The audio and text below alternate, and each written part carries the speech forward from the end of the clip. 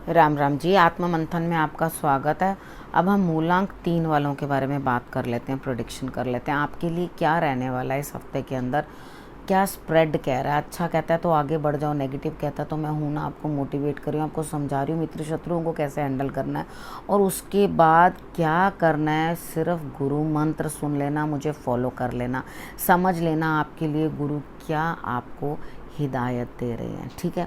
उसके बाद अगर तो मैं आपकी गुरु हूँ तो समझ लेना मैंने आपको बताया, अगर मैं आपकी गुरु नहीं हूँ तो समझना आपके गुरु ने मुझे प्रेरित किया है आपको बताने के लिए, ठीक है। तो चीज़ों को इस तरह से समझ के आगे बढ़ो। उसके बाद हम बात कर लेते हैं संडे की। संडे वाले दिन लगता है कि आपके पास पारिवारिक कोई ना कोई समस्या है, तो जिसको लेकर के आपके पास बड़ी तेज़ी से कोई चीज़ आ रही दिखाई देती है, यानी कि अननोन, आपको मालूम नहीं है आगे क्या होने वाला है, किस तरह से क्या चीज़ होगी, ठीक है। अब हम बात कर लेते हैं मंडे की। मंडे वाले दिन भी मुझे ऐसा लगता है यहाँ कहीं ना कहीं कुछ ना कुछ आपके साथ न्याय होता हुआ दिखाई देता है, लेकिन आपका दिमाग बहुत ही परेशानी में है, यानी कि आपको कुछ भी समझ में नहीं आ रहा, क्या करूं, आगे कुआं पीछे खाई, यानी कि दिमाग को बिल्कुल भी शांति नहीं है। शंकर भगवान को खीर अर्पण करना, मेरी वीडियो देख लेना जिसमें मैंने सब बताया किस तरह से सोमवार का व्रत करना है। तो आपने क्या करना है, सिर्फ और सिर्फ अपने आप को थोड़ा सा कंट्रोल करके रखना है, तो रिजल्ट्स आपके लिए बेटर आएंगे। आप मंडे वाले दिन ना सही, आगे पीछे किसी दिन आप 2-4 काली मिर्च लेके, क्योंकि उस दिन तो आप मंडे वाले दिन अगर खीर ही चढ़ाएंगे तो बहुत अच्छे रिजल्ट्स आएंगे।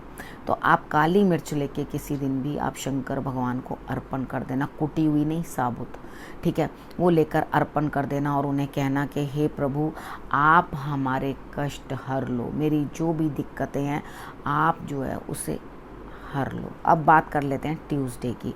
ट्यूसडे वाले दिन मुझे ऐसा लगता है कि कहीं ना कहीं कुछ ना कुछ आपके लिए जो है डिले बनता हुआ दिखाई देता है कार्यों में। आपको खुद समझ में नहीं आ रही, आपके अंदर ऊर्जा की कमी है, लेकिन आप फिर भी होगा कुछ, दिखाओगे कुछ, यानी कि इस तरह की सिचुएशन में आप रहोगे। तो थोड़ा सा छल कपट जो है दिखाना नहीं है, क्योंकि ऑलरेडी ही कहीं ना कहीं आपके लिए रिज़ल्ट्स कमज़ोर ही आते हुए दिखाई देते हैं।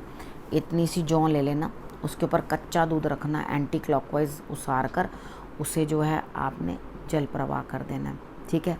अब वेडनेसडे की बात कर लेते हैं। वेडनेसडे वाले दिन मुझे ऐसा लगता है कि यहाँ पे आपकी किसी से ज़बरदस्त झगड़ा होता हुआ दिखाई देता है, अवॉइड करना, ठीक है। ग्रीन कलर अवॉइड कर देना, शार्प चीज़ें जो है नीचे की तरफ फेस करती हुई, यानी कि अर्थ की तरफ फेस करती हुई रख देना।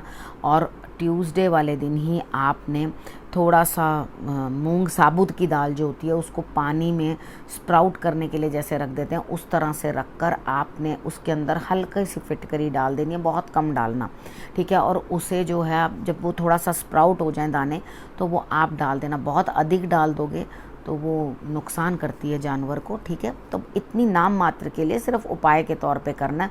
उसे अपने सिराने रख के रात को सो जाओगे और अगले दिन कबूतर को डाल दोगे तो रिजल्ट्स आपके लिए बेटर आएंगे।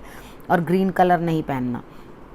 लेकिन यहाँ पर इस झगड़े के बाद बहुत बड़ा कोई बदलाव आता हुआ दिखाई देता है। अगर आपने झगड़ा किया तो मेरे हिसाब से इसे कंट्रोल करके रखना, भगवान के आगे मत्था टेक देना, और जहाँ पर भी लड़ाई की कोई संभावना बने वहाँ से कटने का प्रयास करना, ठीक है। क्योंकि वाणी के कारण कुछ ना कुछ, यानी कि कुछ आपने बोला, कुछ सामने वाले ने बोला, गलत तरीके का बोलने के तरीके के साथ भी ये गड़बड़ हो सकती है। उसके बाद थर्सडे वाले दिन मुझे ऐसा लगता है आप किसी ना किसी को धन प्रदान करते हुए दिखाई देते हो, किसी का कुछ आपने देना है धन, वो आप उनको देते हुए दिखाई देते हो, आपके कार्य पूर्ण होते हुए दिखाई देते हैं। तो थर्सडे वाले दिन का आपने भरपूर लाभ उठाना है, ठीक है। अब बात कर लेते हैं फ्राइडे की। फ्राइडे वाले दिन की बात जो है यहाँ पर ये चीज़ रहती है कि आपके लिए इमोशनल डिस्टर्बेंस है, माइंड कहीं सेटल नहीं हो रहा। ये पूरे सावन के महीने में लाभ उठा लो इस चीज़ का कि आपका दिमाग जो है वो सेटल रहे, क्योंकि आपके आइडियाज़ स्टेबल ही नहीं हैं। बड़े गुप्त रूप से कोई ना कोई कार्य ऐसा कर डालते हो कि जिसके बाद पछतावे के अलावा कुछ नहीं रह जाता।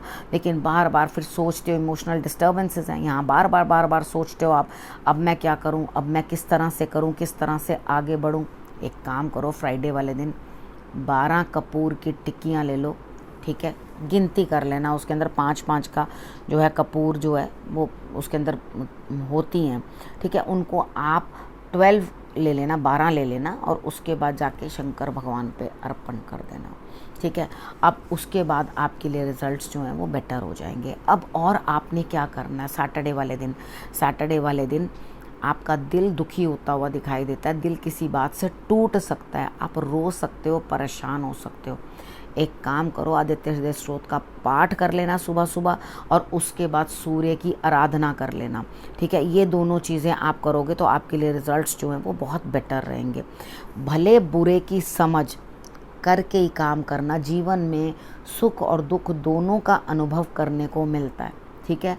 अगर आपके पास दुख नहीं आएगा तो सुख की क्या परिभाषा है, सुख ही सुख रहेगा, दुख नहीं है, दुख नहीं है, सुख नहीं है, मतलब दोनों चीज़ों को मेल में रहना पड़ता है, यानी कि दोनों चीज़ों का अनुभव होता है, अच्छे और बुरे का, कड़वे और मीठे का।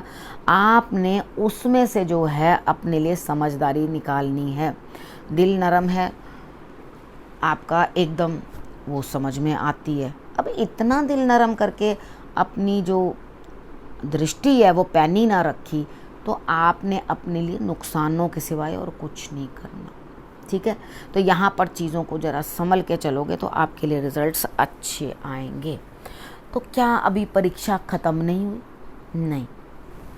उसका कारण क्या है कि अभी कुछ भी यथार्थ पर यानी कि धरती के ऊपर स्टेबल नहीं हुआ, सिर्फ हवा में बातें चल रही हैं, हवाई बातें हो रही हैं जिसका कोई भी रिज़ल्ट नहीं आ रहा, ठीक है। यहाँ आपको क्या करना है कि अपने स्वप्नों को हकीकत में बदलने के लिए मेहनत करनी है, यानी कि ऐसा हो जाए, ईश्वर प्रकट हो जाए। अब ईश्वर ही कोई चमत्कार कर दे, भाई कर्म करो, जिस तरह से कर्म करके चीज़ें बिगाड़ी हैं उसी तरह से कर्म करके उनको संवारने की कोशिश करो, ठीक है। क्या करना चाहिए, और यहाँ पर गुरु आपको ये गाइडेंस दे रहे हैं कि आपके ऊपर बहुत ज़्यादा चीज़ों की जो है प्रभाव है। वो प्रभाव क्या है, हर समय में लिप्त रहना चीज़ों के अंदर। तो वो जो हर चीज़ों में लिप्त रहने की आदत है ना, उन चीज़ों से हटने की कोशिश करो। मतलब मैं कोई भी चीज़ बोल नहीं रही, लस्ट, ग्रीड और एंगर, इन तीनों चीज़ों से हटने की कोशिश करो। और जो आत्मा होती है उसके ऊपर भी आवरण पड़े होते हैं इन सब चीज़ों को, उनको धीरे धीरे शेड करते जाओ और आगे बढ़ते चले जाओ। अगर आप आगे बढ़ोगे तो आपको रिज़ल्ट्स जो हैं वो बहुत बेटर आएंगे, ठीक है ना। अब जो मैंने आपको समझाया वो ये आपने करना है, अपने और अपने परिवार का रखना बहुत अच्छे से ध्यान, और अगले हफ्ते मेरे आने का करना इंतज़ार। तब तक के लिए नमस्कार।